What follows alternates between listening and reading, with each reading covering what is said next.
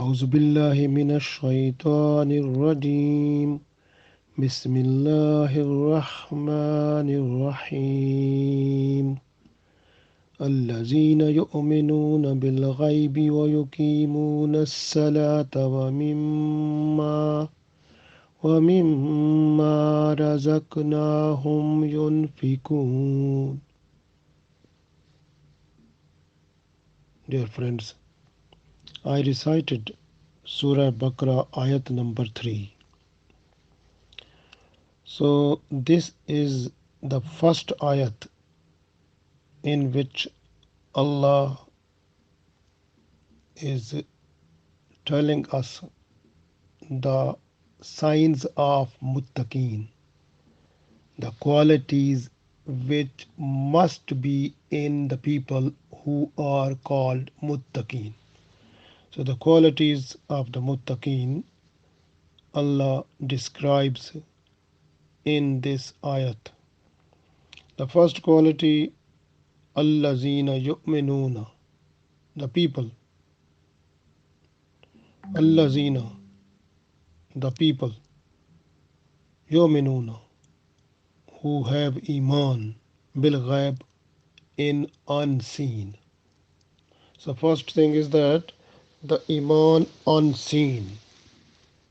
They have iman on unseen.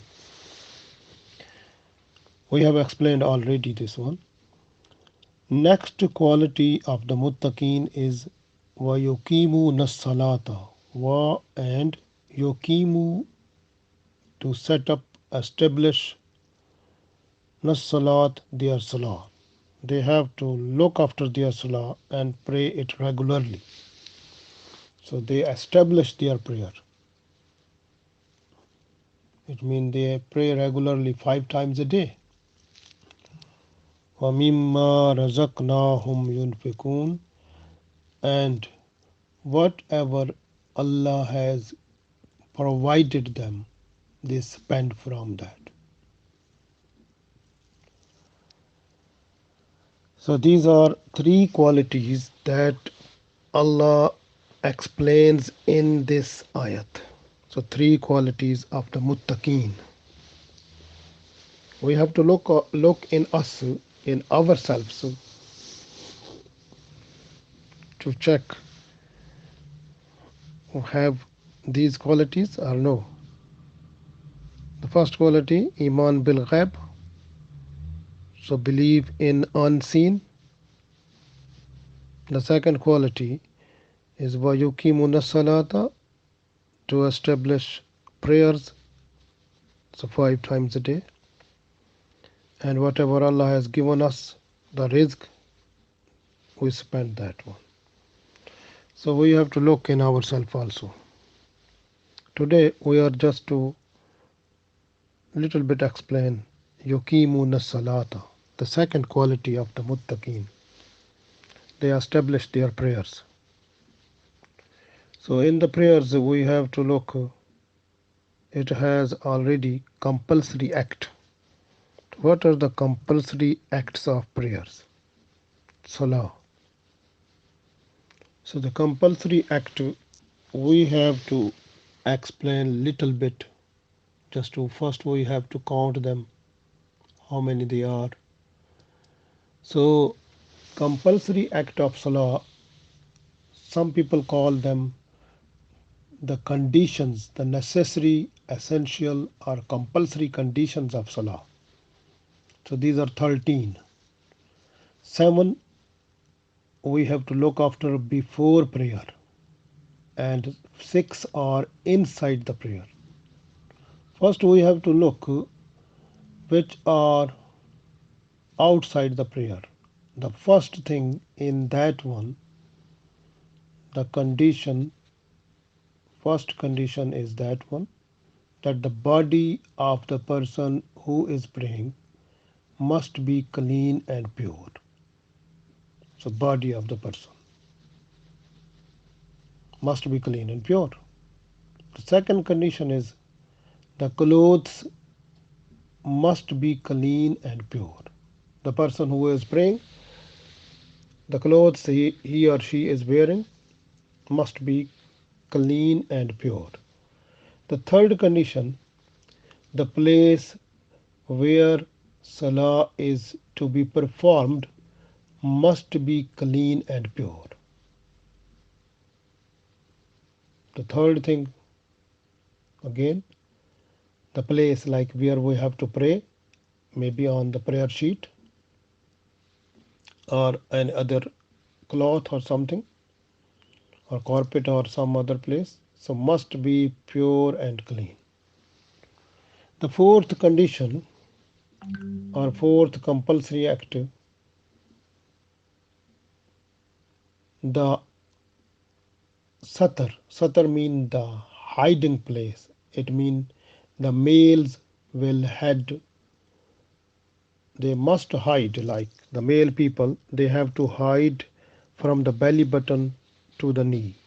So this part is compulsory to hide for the male, and for the female they have to hide the whole body except face, hands and feet.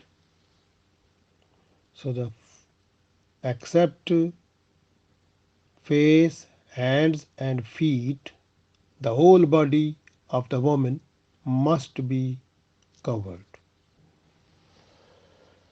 So the fifth condition of salah is to perform salah in the time, like time, when time of Zohr is there, then we have to pray the Salatul Zohr.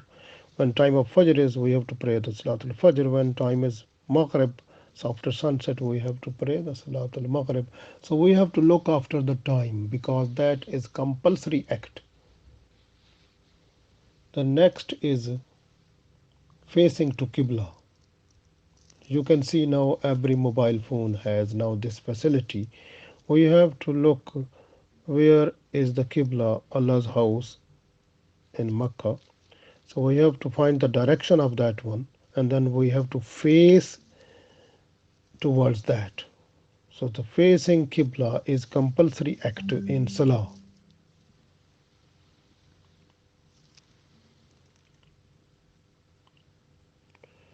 Then the last one is to make intention. Intention is important because the deeds, they depend on the intention, and intention also tells us that how many rakah we are performing. Is this farz, sunnah, nafal, what type of salah is that one? So we have to say that one in that. And intention tells us that we are praying ourselves alone or behind the imam in salah congregation or jamaat. So we have to make intention. So intention is also compulsory act. We have to do that one also. You can say the intention is the uh, soul of the deed. That is important thing. So these are the 7 acts which are before salah. So I can say again. The first, the body must be clean and pure. Then the clothes must be clean and pure. Then the place where salah is to be performed must be clean and pure. Then the body of the person who is praying, if that is the man or male person, then the body must be covered from the belly button to knee. If that is female, then the body must be covered the whole except face, hands and feet. Then salah must be performed within time. Like if Maghrib time, then Maghrib time, there's Asr time, then Asr time. So time is very important. Then facing to Qibla. And the last one is to make an intention. So we have to look after these 7 acts, compulsory act before Salah. Then we have to look 6 acts which are inside the Salah.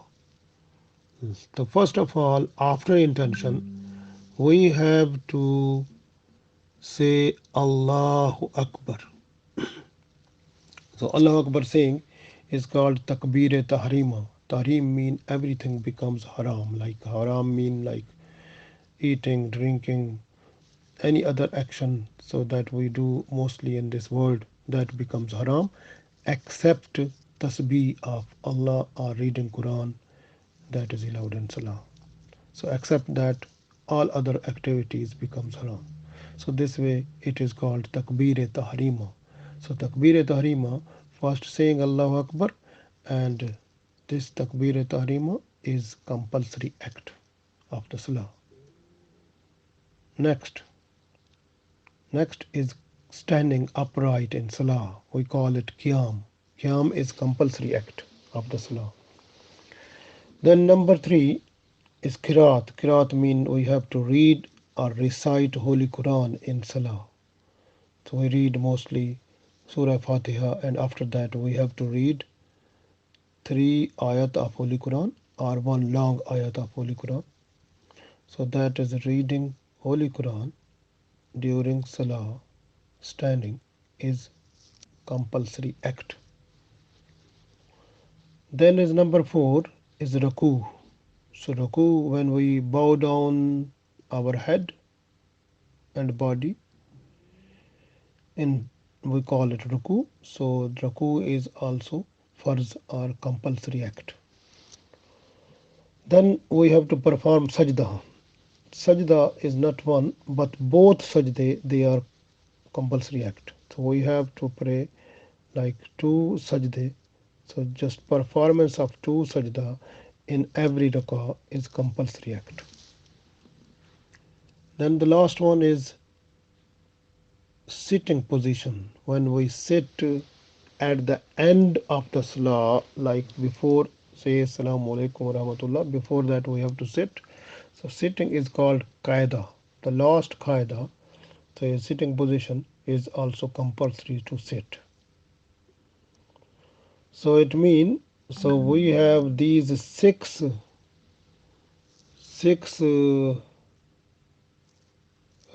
compulsory act we have to perform in the salah. I have to repeat again. So the first to say takbir tahrima, then qiyam, like standing upright in salah, then recite Holy Quran, like one long ayat or 3 small ayat after Surah Fatiha, then Raku, and then 2 sajda in every rakah farz. Then last one is qaida, last qaida, when we have to say assalamu alaikum, before that we have to sit. Sitting position, a qaida, is also compulsory act. So now we understand the 13 conditions which are compulsory act or farais of salah. So we have to look after them. Inshallah, next time we will go forward to understand wajibat and other. Inshallah, we have to keep our eyes on the farais, and also must have full concentration in salah, keeping ourselves busy reading Arabic and making our mind busy to translate in our language which we speak, so that we can understand what we are saying before Allah. So when we know that one, inshallah, then the mental trend will be more towards worship, and Allah will give us more reward, inshallah.